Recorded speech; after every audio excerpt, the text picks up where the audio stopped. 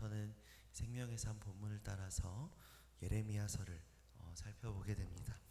주전 627년에서 586년 사이에 이 이스라엘이 종교와 정치에 있어서 가장 혼란스러운 시기에 하나님은 이 예레미야를 이스라엘 백성을 향한 회개의 말씀을 전할 외칠 선지자로 부르십니다.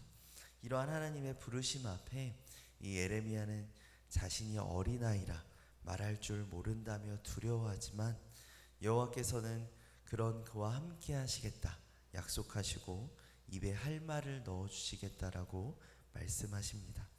그렇다면 오늘 본문에 나타난 하나님은 어떤 분이실까요? 바로 우리에게 사명을 주시고 그것을 감당할 능력 또한 베푸시는 분이십니다. 본문 9절입니다. 여호와께서 그의 손을 내밀어 내 입에 대시며 여호와께서 내게 이르시되 보라 내가 내 말을 내 입에 두었노라. 9절을 보면 여호와께서 그 손을 내밀어서 내 입에 대시며 내게 이르시되 보라 내가 내 말을 내 입에 두었노라 라고 말씀하고 계십니다.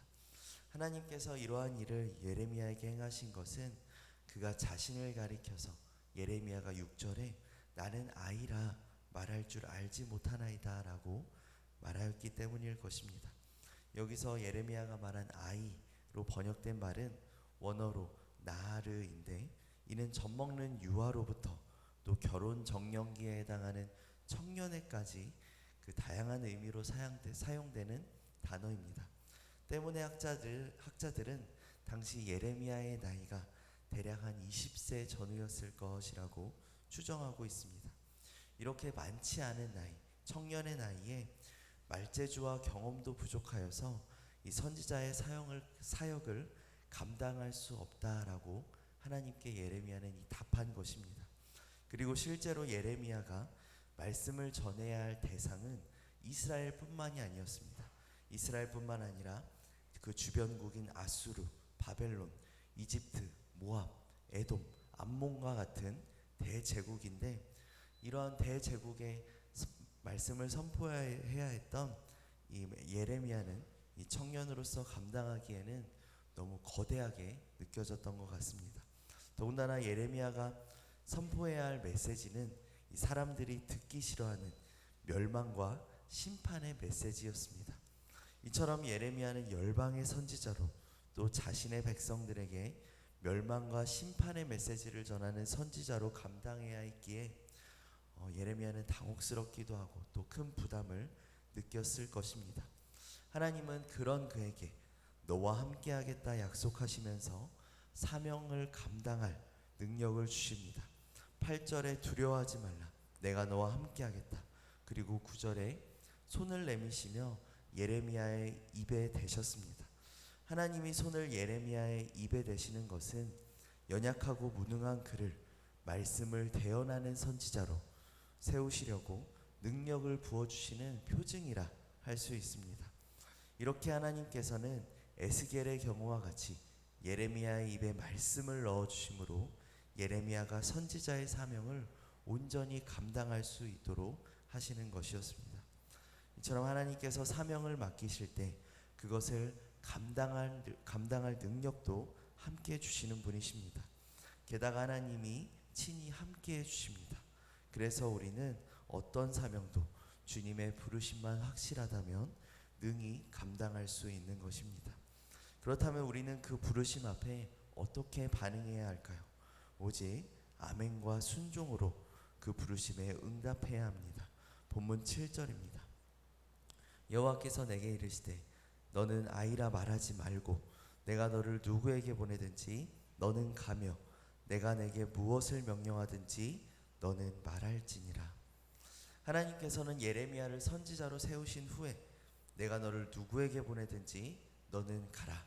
내가 내게 무엇을 명하든지 너는 말하라 라고 명령하고 계십니다. 곧 하나님의 종은 하나님의 주권적인 명령 앞에서 무조건 아멘하며 순종해야 한다는 것입니다. 다시 말해서 하나님의 종은 하나님께서 명령하신 것에 대해서 그 시기나 방법 또 선포해야 할 말씀이나 대상 등에 대해서 메뉴판을 고르듯이 자기 마음에 드는 대로 고를 수 있는 것이 아니며 어떠한 타협이나 조건을 달지 않고 그대로 순종하며 따라야 한다는 것입니다. 사랑하는 새누리 성도 여러분, 하나님께서는 시대마다 이 필요한 사람을 부르시고 그에게 사명을 주심으로 이 하나님의 뜻을 이루어 가십니다. 오늘 말씀에 소개된 예레미야는 바로 이러한 하나님의 역사의 주역으로 부름받았고 하나님 나라의 완성을 위해서 귀히 쓰임받은 사람이었습니다. 비록 처음에는 자신의 연약함을 들어서 하나님의 부르심을 거절했지만 하나님은 예레미야에게 사명을 감당할 능력을 주시고 함께 하신다는 약속으로 그 사명을 감당케 하셨습니다. 우리 역시 마찬가지입니다. 우리도 하나님이 사명을 주실 때 내 자신의 힘으로 사명을 감당한다고 생각하면 이 부담감과 두려움으로 인해서 예레미야와 같은 반응이 나올 수밖에 없을 것입니다. 즉 부르심에 응답하기 주저하는 것은 내 능력으로 하려고 하기 때문입니다. 그렇기에 우리는 우리를 부르신 하나님이 능력도 주심을 꼭 기억해야 할 것입니다. 우리에게 사명을 주시고 그 사명을 이루어 가시는 분이 하나님이심을 믿고 순종하며 나아간다면 하나님은 분명 우리를 통해서 하나님의 뜻을 이루어 가실 것입니다. 오늘도 우리를 부르신 하나님께서 매 순간 함께 하시며 사명을 이루어갈 능력과 은사와 힘을 공급하실 줄 믿습니다. 이제는 그 우리 안에 두려워하는 마음을 버리고 나의 연약함을 바라보던 나의 시선을 주님께로 옮겨서 하나님을 온전히 의지하며 이 맡겨진 사명을 충성스럽게 감당하는 모든 새누리 성도님들 되시기를 주님의 이름으로 축원합니다.